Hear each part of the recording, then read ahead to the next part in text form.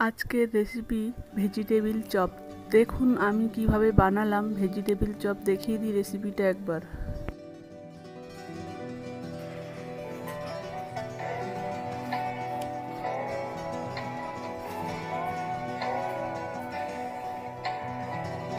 Vegetable chop বানানোর জন্য আমি কিছু সবজি নিয়ে নিয়েছি।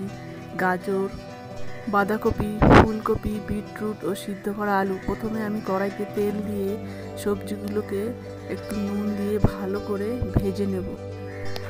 সব সবজিগুলো দিয়ে আমি ভালো করে নেড়ে চেড়ে এগুলোকে সিদ্ধ হওয়ার জন্য রেখে দেবো। তো নাড়তে নাড়তে আমাদের সবজিটা প্রায় অনেকটা হয়ে এসেছে। এরপর এর মধ্যে আমি দিয়ে দেবো আদা ও কাঁচা লঙ্কা বাটা, ধনে গুঁড়ো, জিরে গুঁড়ো, সামান্য লঙ্কার গুঁড়ো দিয়ে ভালো করে আমি এটাকে কষিয়ে নেব। এরপর দিয়ে দেবো সিদ্ধ করা আলু দিয়ে ভালো করে এটাকে আমি কষিয়ে নেব।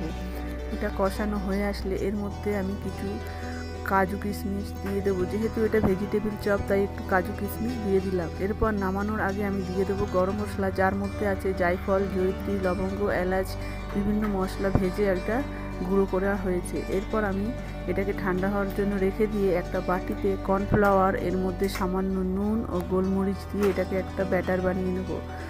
এরপর এদিকে আমি ঠান্ডা হয়ে আসলে পুরটাকে দিয়ে চপের আকার দিয়ে সবগুলো একে একে রেডি করে নেব।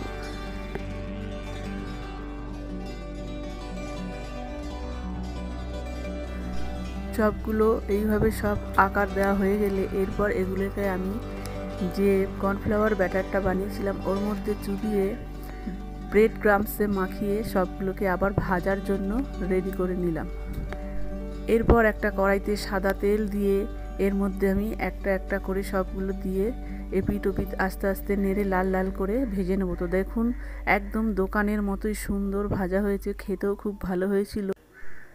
এইভাবে সবগুলোকে আমি ভেজে একটা প্লেটে সসের সঙ্গে সাজিয়ে নিলাম।